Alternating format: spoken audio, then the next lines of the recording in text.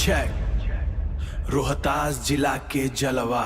Kapasia on the beat Kochas के शेर तैयार लेट्स गो सुनला ध्यान से ई कपसिया के शोरबा कोचस के लड़का के अलग ही जोरबा ना डरे केहू से ना झुकेला कबहू सीना तान के चलेला शान बा हरदमू रंगदारी खून में हिम्मत पसीना में मजा आवत बाटे ऐसन जीना में शेर के दहाड़ रोहतास के शान कपसिया के माटी हमार पहचान हवे रंगदार और हवे दमदार कपसिया को जसके बाटे जलवाया पार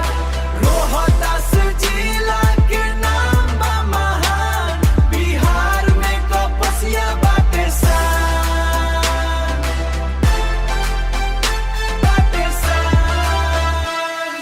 सिर्फ लड़का ना यहाँ के लड़की भी शेरबा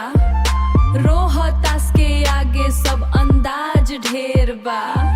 नंबर 1 पर हमेशा हमनी के नाम दुनिया जाने ला हमनी के काम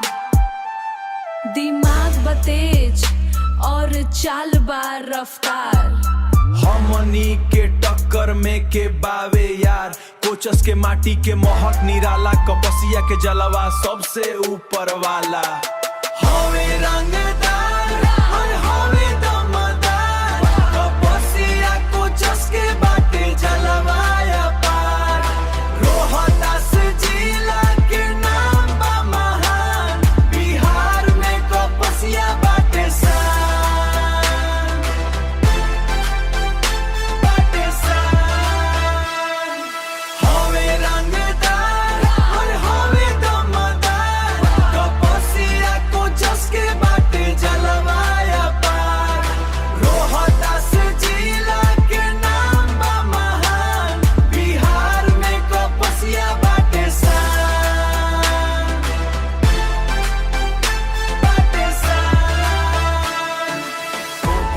के पावर कोचस के तेवर रोहतास के शेर जलवा हजार बिहार